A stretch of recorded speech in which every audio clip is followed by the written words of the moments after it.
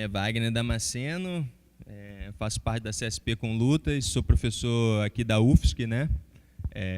Sou da base do ANES. E é um prazer estar aqui mais uma vez para falar um pouco, né, sobre a conjuntura nacional e os desafios colocados para nós lutadores, né? Isso numa conjuntura bastante dinâmica, né? Falar da conjuntura é sempre um desafio no Brasil nos últimos anos, né? Mas vamos lá.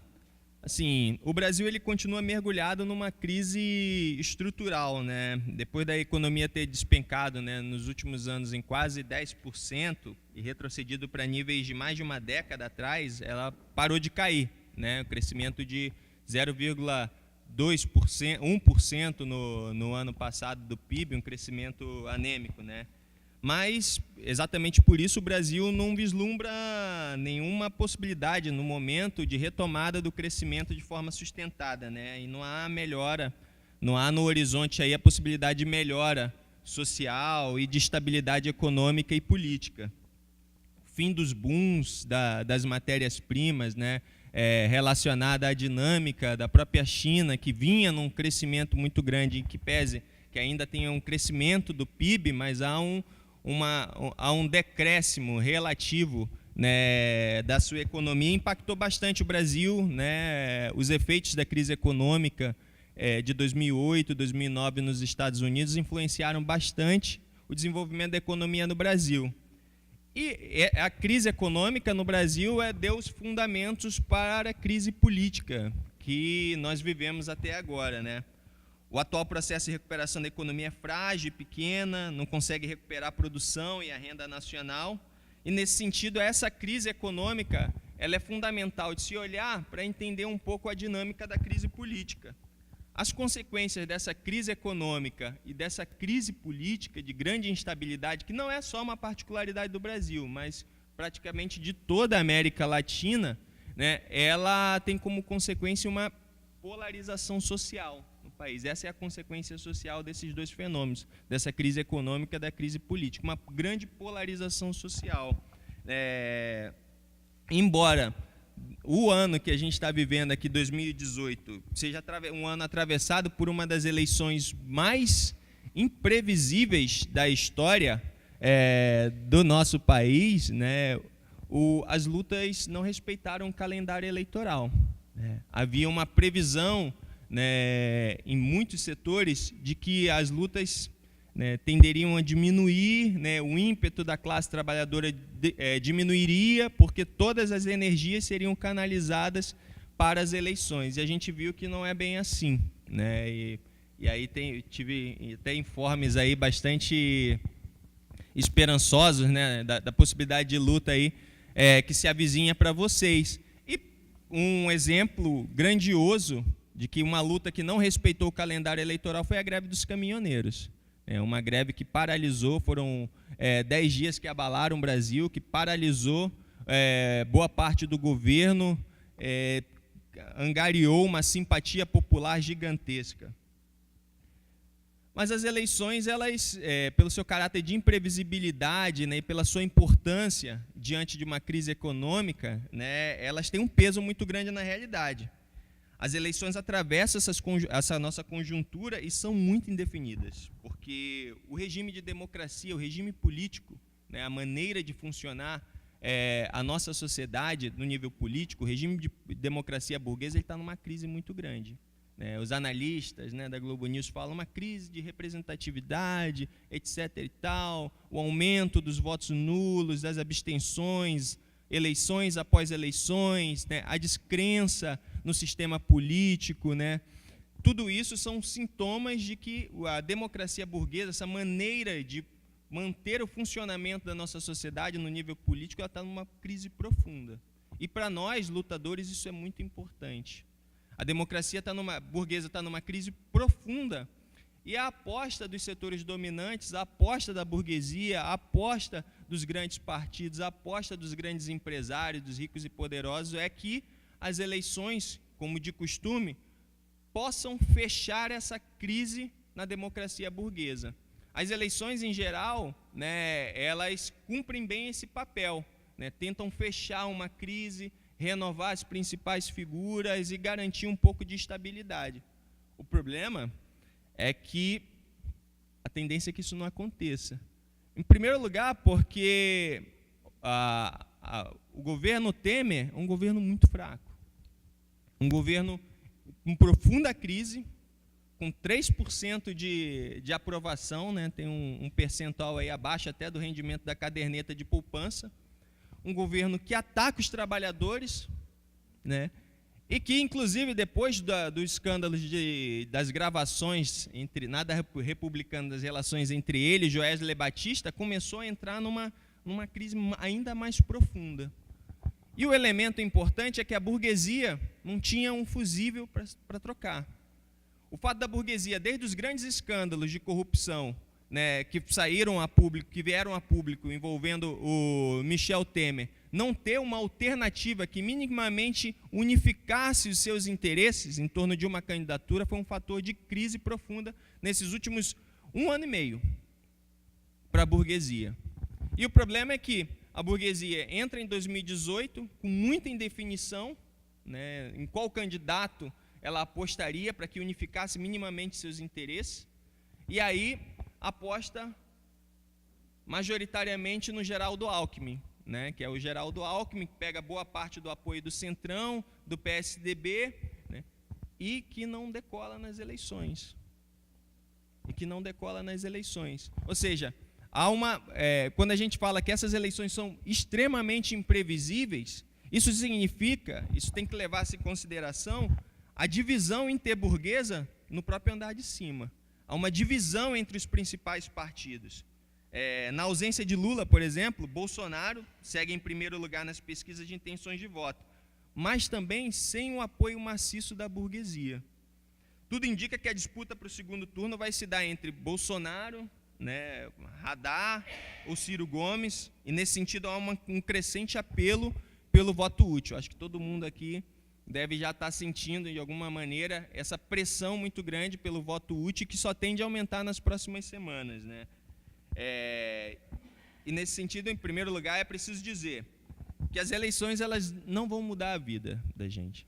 Para nós, da CSP com Lutas, é importante falar das eleições, porque as eleições, né, elas têm angariado boa parte do debate político no Brasil nesse último período.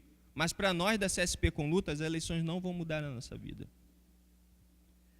As eleições são terreno do inimigo.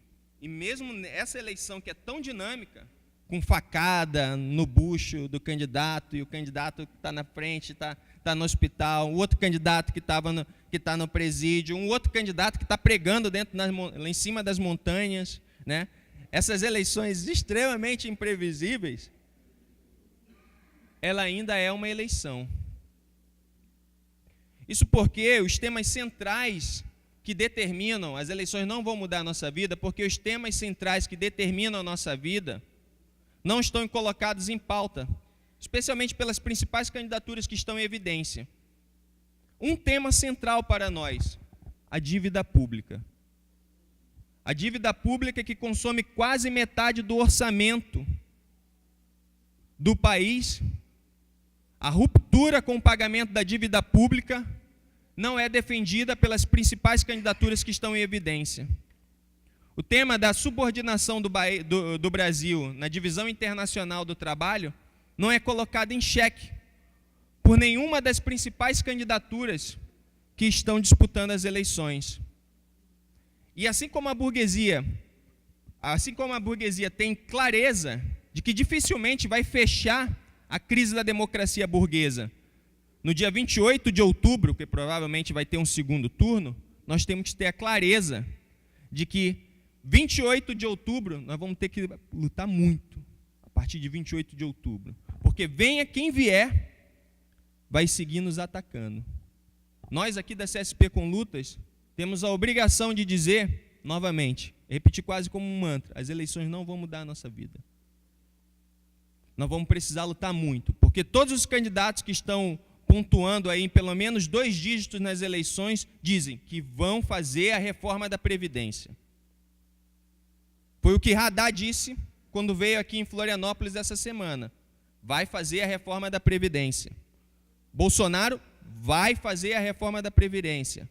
Geraldo Alckmin vai fazer a reforma da Previdência. Bolsonaro falou que vai fazer a reforma da Previdência, inclusive mudar as alíquotas para o imposto de renda.